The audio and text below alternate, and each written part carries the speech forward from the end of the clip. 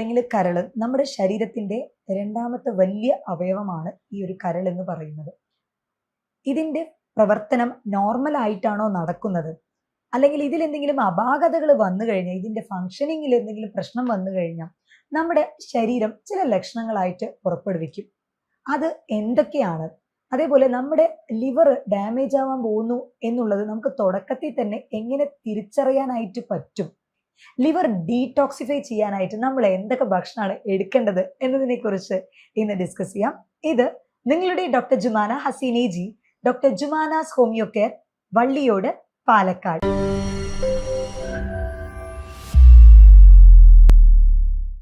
കരള് അല്ലെങ്കിൽ ലിവർ എന്ന് പറയുന്നത് നമ്മുടെ ശരീരത്തിന്റെ സെക്കൻഡ് ലാർജസ്റ്റ് ഓർഗനാണ്. അതായത് രണ്ടാമത്തെ വലിയ അവയവമാണ്. ഡീടോക്സിഫൈങ് ആണ്. നമ്മുടെ ശരീരത്തിലുള്ള വിഷാംശങ്ങളെയൊക്കെ തന്നെ അത് ഫുള്ള് ക്ലീൻ ചെയ്യുന്നത്, അത് ശുദ്ധീകരിക്കുന്നത്, മെയിൻ ഫങ്ഷൻ എന്ന് പറയുന്നത് ഈ ഒരു ലിവർ അല്ലെങ്കിൽ കരളാണ്.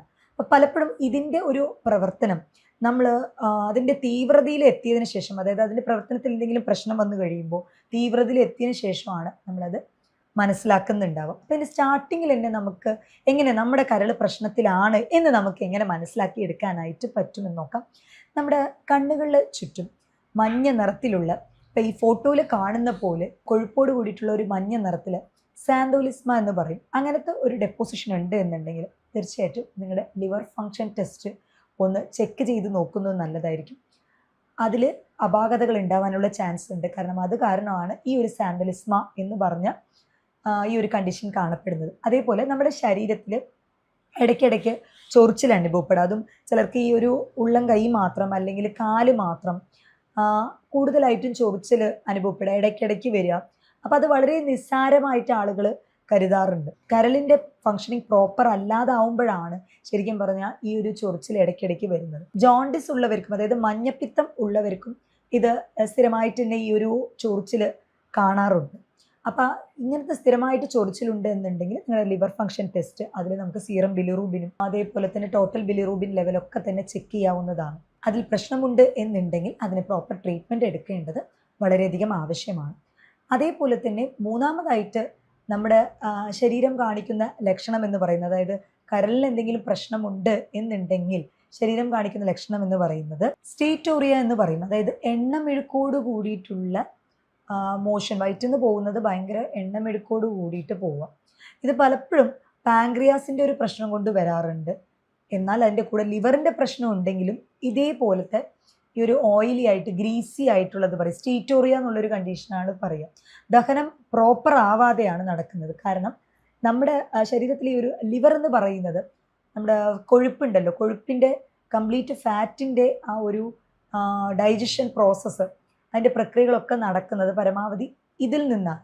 ലിവറും അതേപോലെ ലിവറിന് താഴെയുള്ള പിത്താശയം, അതിൽ നിന്ന് ചുരക്കുന്ന പിത്തരസം എന്ന് പറയുന്ന ബൈല്, ഇതൊക്കെയാണ് അതിന് സഹായകരമാവുന്നത്. അപ്പം ഇതിൽ നമ്മുടെ കരളിൽ എന്തെങ്കിലും പ്രശ്നമുണ്ട് എന്നുണ്ടെങ്കിൽ അവിടെ ബ്ലോക്കേജും കാര്യങ്ങളും ഉണ്ടാകും. നമ്മുടെ ഈ ഒരു പിത്താശയത്തിൽ നിന്നും പിത്തരസം ചുരക്കുന്നത് പ്രോപ്പറായിട്ട് എത്തില്ല. അപ്പോൾ ഇത് കാരണം ചിലർക്ക് മലബന്ധത്തിൻ്റെ പ്രശ്നം ഉണ്ടാവാം. അതുപോലെ തന്നെ ദഹനക്കേട്, ഇതൊക്കെ തന്നെ ഈ ഒരു ലിവറിൻ്റെ ഫങ്ഷൻ പ്രോപ്പർ അല്ല എന്നുള്ളതിൻ്റെ അടയാളമാണ്. അതേപോലെ ഈ ഫാറ്റി ലിവർ അല്ലെങ്കിൽ നമ്മുടെ ലിവറിലെ കൊഴുപ്പ് അധികമായിട്ട് അടിഞ്ഞുകൂടുന്നത്, ഇത് സ്കാൻ ചെയ്ത് മാത്രമാണ് കണ്ടുപിടിക്കാൻ പറ്റുക. അല്ല നമുക്ക് ചില ബ്ലഡ് ടെസ്റ്റുകൾ കൊണ്ട് ഇത് ചെക്ക് ചെയ്യാനായിട്ട് പറ്റുമോ? തീർച്ചയായിട്ടും പറ്റും. ലിവർ ഫങ്ഷൻ ടെസ്റ്റിൽ SGPT എന്ന് പറയുന്ന ആ ഒരു ബ്ലഡ് ടെസ്റ്റിൻ്റെ ലെവല് കുറച്ച് കൂടുതലാണ് എന്നുണ്ടെങ്കിൽ, അതായത് 60 പോയിന്റ് 50 പോയിന്റിലൊക്കെ കൂടുതലാണ് എന്നുണ്ടെങ്കിൽ തീർച്ചയായിട്ടും നിങ്ങൾക്ക് ഫാറ്റി ലിവർ ഉണ്ട് എന്നുള്ളതിൻ്റെ അടയാളം തന്നെയാണ്. അതേപോലെ നമ്മൾ ലിപ്പിഡ് പ്രൊഫൈൽ ചെക്ക് ചെയ്യുമ്പോൾ ഈ ഫാറ്റി ലിവർ ഉള്ളവർക്ക് ട്രൈഗ്ലിസറൈഡിൻ്റെ ലെവലും കൂടെ കുറച്ചുകൂടി കൂടുതലായിട്ട് കണ്ടുവരാറുണ്ട്.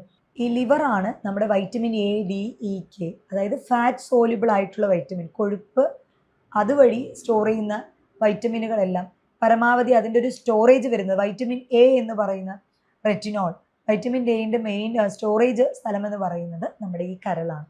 അപ്പോൾ രാത്രി മങ്ങൽ അനുഭവപ്പെടാം, കണ്ണിൻ്റെ കാഴ്ചയ്ക്ക് സാരമായിട്ട് ഒരു പ്രശ്നം ഉണ്ട്. എന്നാൽ നിങ്ങൾക്ക് കണ്ണൊക്കെ ടെസ്റ്റ് ചെയ്യുമ്പോൾ അങ്ങനത്തെ ഒരു പ്രോബ്ലം ഒന്നും കാണുന്നില്ല, പവറിൻ്റെ പ്രശ്നമൊന്നും കാണുന്നില്ല. നൈറ്റ് ബ്ലൈൻഡ്നെസ് എന്ന് പറയും, ചിലർക്ക് രാത്രി മാത്രം കണ്ണിൻ്റെ ഒരു കാഴ്ച കുറവ്, ഇങ്ങനത്തെ ഇഷ്യൂസൊക്കെ ഉണ്ടെന്നുണ്ടെങ്കിൽ ഈ വൈറ്റമിൻ എയുടെ ഒരു കുറവ് കൊണ്ടാണ്.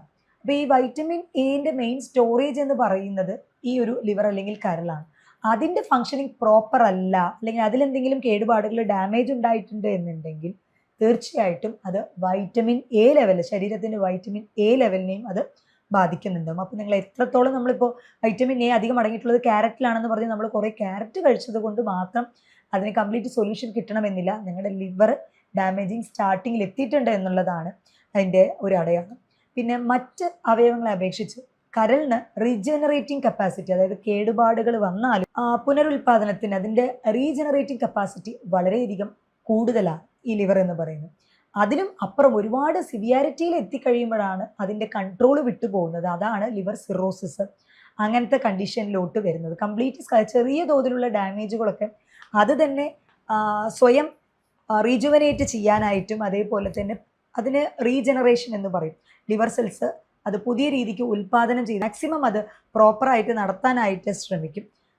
ഒരു പരിധി വിട്ട് ഇപ്പോൾ ഫാറ്റി ലിവർ അമിതമായിട്ട് കൂടുക, അതേപോലെ തന്നെ ആൽക്കഹോളിക് കണ്ടീഷനിൽ അമിതമായിട്ട് മദ്യപിക്കുക, ഇങ്ങനത്തെ കണ്ടീഷനിൽ കരൾ ഒരു പരിധി വിട്ട് അതിൻ്റെ ടിഷ്യൂ കംപ്ലീറ്റ് സ്കാറിങ് ഉണ്ടാവുക, അത് കാരണം അതിൻ്റെ ഫങ്ഷനിങ് നഷ്ടപ്പെടുന്നവരുമുണ്ട്. നമ്മളിൽ പലർക്കും ഫുഡ് അലർജീസ് കണ്ടുവരാറുണ്ട്. ഇപ്പോൾ ചിലർക്ക് നോൺ വെജ് കഴിക്കുമ്പോൾ അല്ലെങ്കിൽ എന്തെങ്കിലും ഭക്ഷണങ്ങൾ മാറി കഴിക്കുമ്പോഴൊക്കെ ഇതുപോലെ അലർജികൾ, ശരീരത്തിൽ തടിപ്പൊക്കെ ആയിട്ട് വരാറുണ്ട്.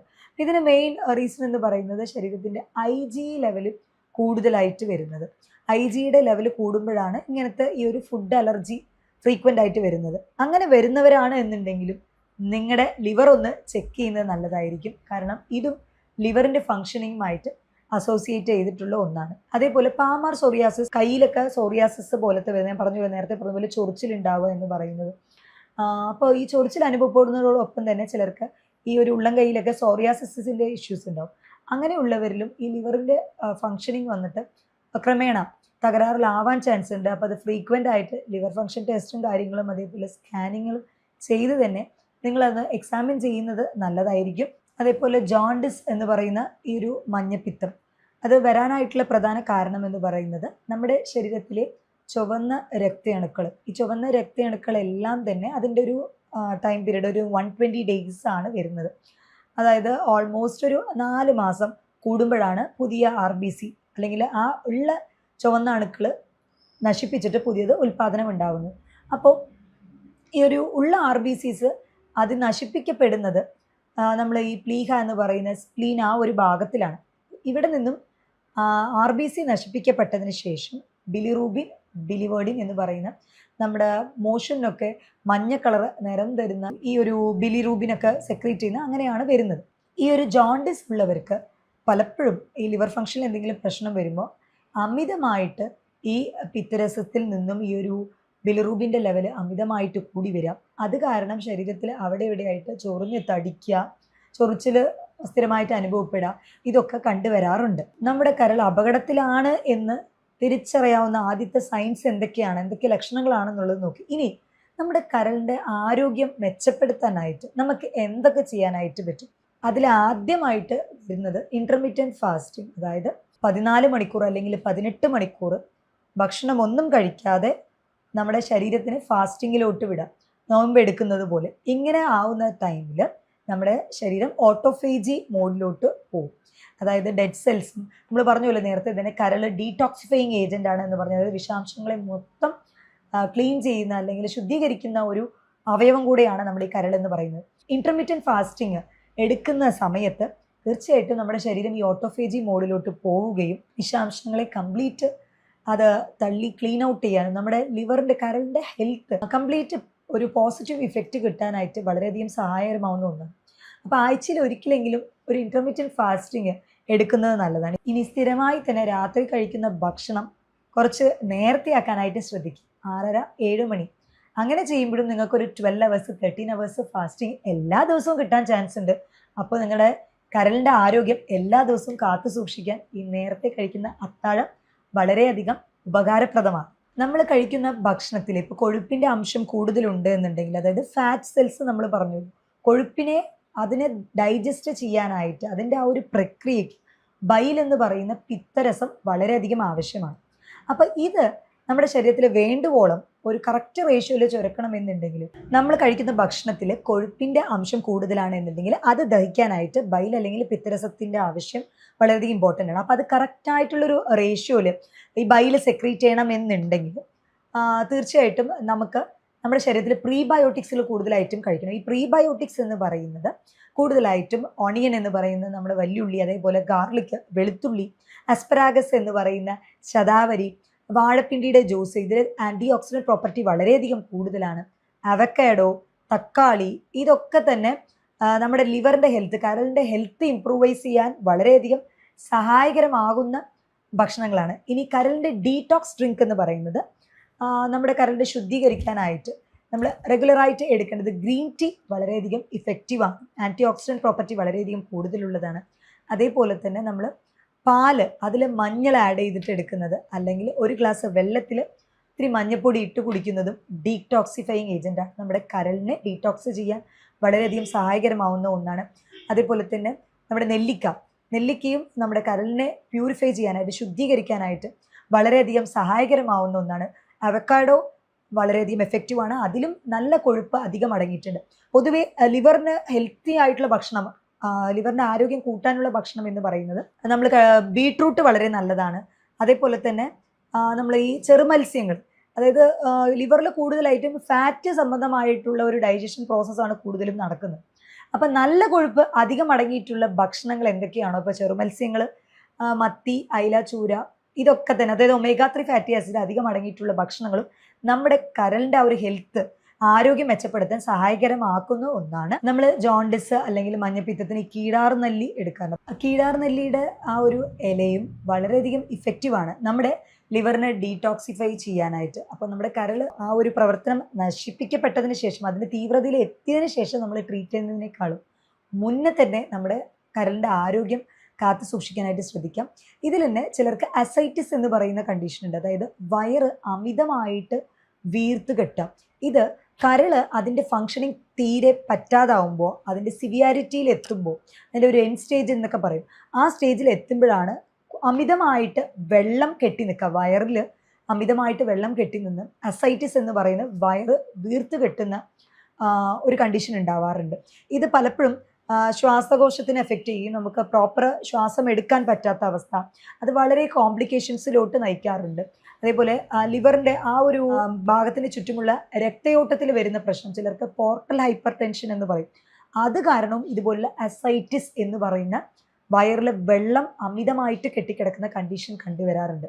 നമ്മുടെ ശരീരത്തിൽ കരളിൻ്റെ ആരോഗ്യം എന്ന് പറയുന്നത് വളരെയധികം ഇമ്പോർട്ടൻ്റ് ആണ്. ഒട്ടുമിക്ക കൊഴുപ്പ് അടങ്ങിയിട്ടുള്ള വൈറ്റമിനുകളെല്ലാം സ്റ്റോർ ചെയ്യുന്നത് അവിടെയാണ്. നമ്മുടെ കരളിൻ്റെ ഫങ്ഷനിങ് വളരെയധികം ഇമ്പോർട്ടൻ്റ് ആണ്. അപ്പോൾ അത് സ്റ്റാർട്ടിങ് സ്റ്റേജിൽ തന്നെ ട്രീറ്റ് ചെയ്യാണ് എന്നുണ്ടെങ്കിൽ തീർച്ചയായിട്ടും നമുക്ക് സിറോസിസ് പോലുള്ള കണ്ടീഷൻ വരാതെ നമുക്ക് തടയാനായിട്ട് സാധിക്കും. കരളിൻ്റെ ആരോഗ്യത്തിനെ കുറിച്ച് എന്തൊക്കെ ഭക്ഷണം കഴിക്കണം, അല്ലെങ്കിൽ എന്തൊക്കെ ഭക്ഷണമാണ് നമ്മൾ അവോയ്ഡ് ചെയ്യേണ്ടത് എന്നതിനെക്കുറിച്ച് നിങ്ങൾക്ക് അറിയണമെന്നുണ്ടെങ്കിൽ താഴെ തന്നിട്ടുള്ള എൻ്റെ ഈ ഒരു വാട്സപ്പ് നമ്പറിൽ കോൺടാക്റ്റ് ചെയ്യുക. അതേപോലെ ലിവർ ഫുഡ്സ് എന്ന് പറഞ്ഞ് താഴെ കമൻറ്റ് ചെയ്യുക. മറ്റൊരു ഹെൽത്ത് ടോപ്പിക്കുമായിട്ട് വീണ്ടും കാണാം. ഇത് നിങ്ങളുടെ doctor Jumana Haseen AG, doctor Jumana's homeo care, Valliyode, Palakkad.